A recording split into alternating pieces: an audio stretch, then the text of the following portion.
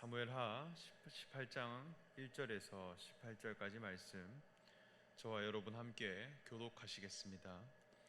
이에 다윗이 그와 함께한 백성을 찾아가서 천부장과 백부장을 그들 위에 세우고 다윗이 그의 백성을 내보낼새 3분의 1은 요압의 휘하에 3분의 1은 스루야의 아들 요압의 동생 아비새의 휘하에 넘기고 3분의 1은 가드 사람 이때의 휘하에 넘기고 왕이 백성에게 이르되 나도 반드시 너희와 함께 나가리라 하니 백성들이 이르되 왕은 나가지 마소서 우리가 도망할지라도 그들은 우리에게 마음을 쓰지 아니할 터이요 우리가 절반이나 죽을지라도 우리에게 마음을 쓰지 아니할 터이라 왕은 우리 10,000명보다 중하시오니 왕은 성읍에 계시다가 우리를 도우심이 좋으니이다 하니라 왕이 그들에게 이르되 너희가 좋게 여기는 대로 내가 행하리라 하고 문 곁에 왕의 섬에 모든 백성이 100명씩 1000명씩 대를 이어 지나가는지라 왕이 요압과 아비새와 이때에게 명령하여 이르되 나를 위하여 젊은 압살롬을 너그러이 대우하라 하니 왕이 압살롬을 위하여 모든 군 지휘관에게 명령할 때에 백성들이 다 들으니라 이에 백성이 이스라엘을 치러 들로 나가서 거기서 이스라엘 백성이 다윗의 부하들에게 패하매 그날 그곳에서 전사자가 많아 20,000명에 이르렀고 그 땅의 사면으로 퍼져 싸웠으므로 그날의 수풀에서 죽은 자가 칼에 죽은 자보다 많았더라. 압살롬이 다윗의 부하들과 마주치니라. 압살롬이 노새를 탔는데 그 노새가 큰 상수리나무 번성한 가지 아래로 지나갈 때에 압살롬의 머리가 그 상수리나무에 걸림에 그가 공중과 그 땅 사이에 달리고 그가 탔던 노새는 그 아래로 빠져나간지라. 한 사람이 보고 요압에게 알려 이르되 내가 보니 압살롬이 상수리나무에 달렸더이다 하니 요압이 그 알린 사람에게 이르되 내가 보고 어찌하여 당장에 쳐서 땅에 떨어뜨리지 아니하였느냐 내가 내게 은 10개와 띠 하나를 주었으리라 하는지라. 그 사람이 요압에게 대답하되 내가 내 손에 은 1,000개를 받는다 할지라도 나는 왕의 아들에게 손을 대지 아니하겠나이다. 우리가 들었거니와 왕이 당신과 아비새와 이때에게 명령하여 이르시기를 삼가 누구든지 젊은 압살롬을 해하지 말라 하셨나이다. 아무 일도 왕 앞에는 숨길 수 없나니 내가 만일 거역하여 그의 생명을 해하였더라면 당신도 나를 대적하였으리다 하니 요압이 이르되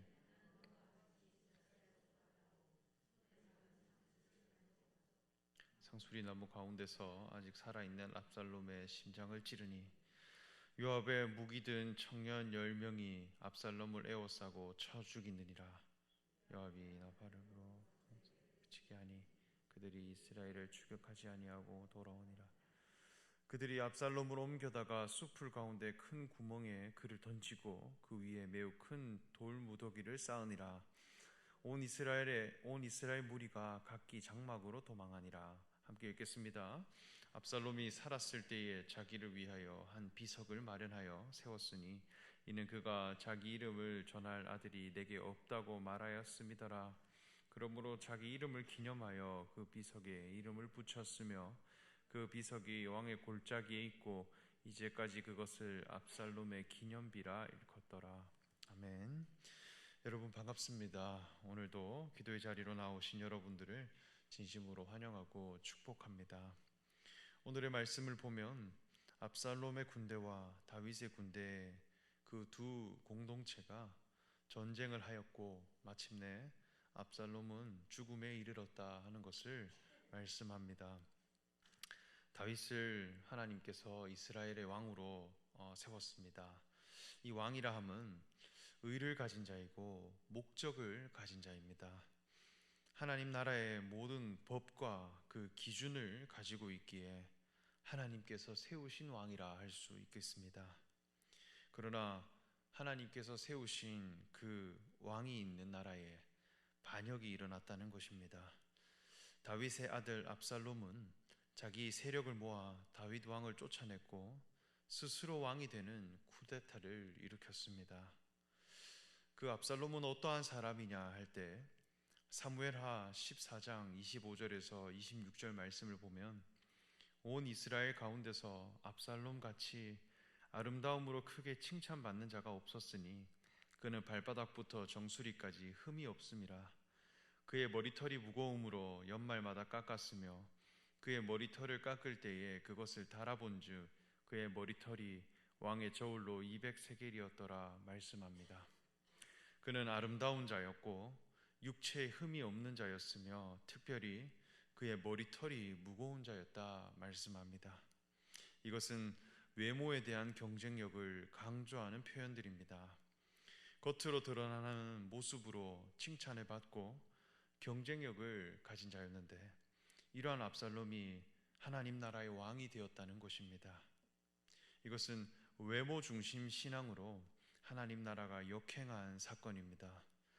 하나님의 율법을 몸으로 지켜 행하고 그 율법을 실천함으로 의에 이르는 신앙이 있습니다. 하나님의 율법을 지켜 행하는 것에는 반드시 외모가 받쳐주어야 합니다. 그 육체가 뛰어난 게 있어야 하고 외모가 뛰어난 것이 있어야 하나님 앞에 나아갈 수 있다는 것입니다. 그래서 역량이 있어야 하나님의 율법도 잘 지켜 행할 수 있습니다.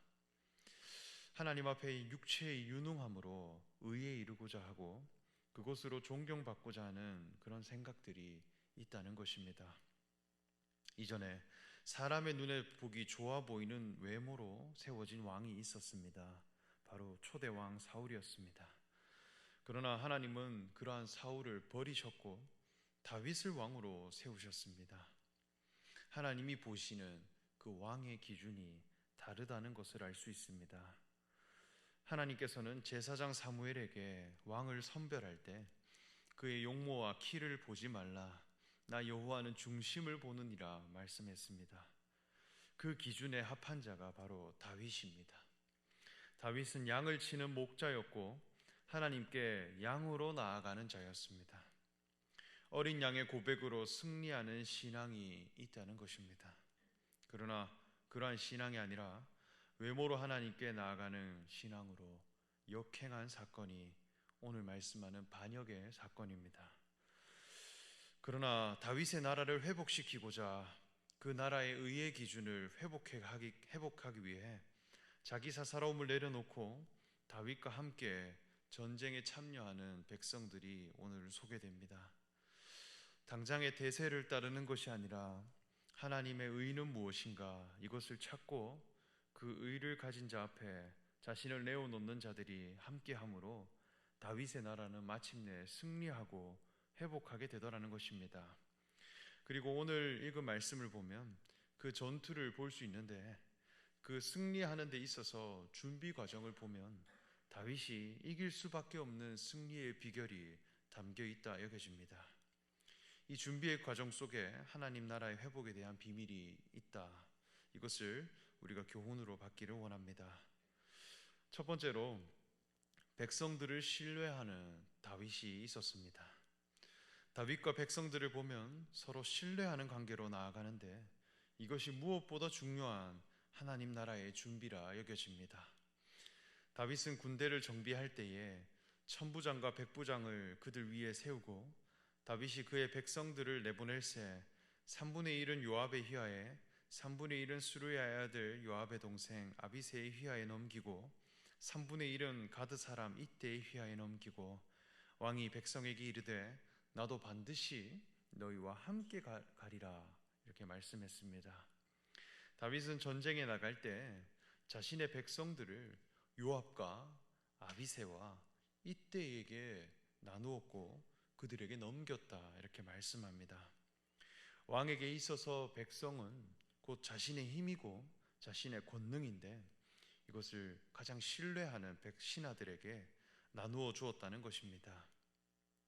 여기에 나오는 요압과 아비새는 서로 형제인데 늘 다윗의 곁을 지키고 다윗이 전투에 나갈 때 그 뜻을 함께한 충성된 백성들입니다. 그리고 가드 사람 이때가 있었다 하는데 이는 다윗이 압살롬에게 쫓기게 될 때 다윗에게 자신의 충성을 맹세한 그런 사람입니다. 사무엘하 15장 21절을 보면 이때가 왕께 대답하여 이르되 여호와의 살아계심과 내 주 왕의 살아계심으로 맹세하옵나니 진실로 내 주 왕께서 어느 곳에 계시든지 사나 죽으나 종도 그곳에 있겠나이다. 이렇게 고백한 사람입니다.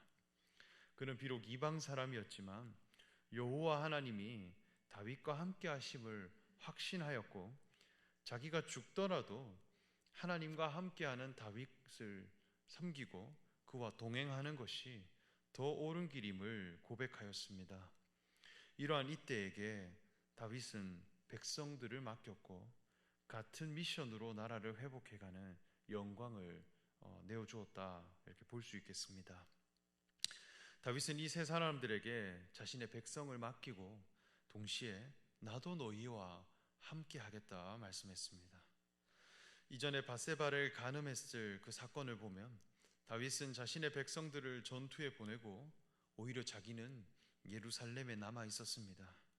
그때의 죄를 범했기에 왕으로서의 직무를 다하고자 했을 것입니다. 더 나아가 그저 리더들만 보내는 것이 아니라 그들을 자기 목숨만큼 귀하게 여기고 그 현장에 나도 함께 죽고 함께 살겠다고 하는 신뢰와 사랑의 관계가 되었음을 다윗을 통해 볼 수 있습니다. 하나님 나라는 함께 할 수밖에 없는 사랑의 관계에서 시작됩니다. 이것은 그저 공간적으로 함께하는 것을 넘어 같은 목적과 같은 생명과 같은 본성으로 함께하는 관계입니다. 역할과 제도로 만들어진 그저 객관적인 관계가 아니라 십자가에서 하나님이 우리를 자녀 삼으셨다 하는 그 은혜로 맺어진 관계입니다. 예수님께서도 제자들을 향해 내가 세상 끝날까지 너희와 항상 함께하리라 하셨습니다. 그저 미션만 주시는 그런 관계가 아니라 끝까지 함께하는 관계입니다. 하나님의 나라는 아버지와 자녀의 관계입니다. 뗄래야 뗄 수 없는 관계라는 것입니다. 모든 것을 공유하며 항상 함께하는 관계입니다. 포도나무와 가지와 같은 관계이며 목자와 양의 관계라 하였습니다. 다윗은 그 다윗과 백성들의 관계는 자기 유익을 위해 그저 백성을 이용하는 그런 관계가 아니라 너가 없으면 내가 의미가 없고 내가 없으면 너가 의미가 없는 그러한 관계로 준비되어졌다는 것입니다. 고난의 시간을 통해 백성들의 충성을 통해 다윗은 자신의 백성들을 그 리더들에게 함께 맡기고 함께 공유하며 그리고 끝까지 함께하는 관계로 나아갔다는 것입니다. 이러한 관계가 이루어질 때 하나님의 나라는 회복될 것이고 승리할 것이라 확신합니다. 두 번째로는 자기 목숨보다 왕을 더 소중히 여기는 백성들입니다. 우리 3절 말씀 함께 읽어보겠습니다. 오늘 본문의 3절 말씀입니다. 시작.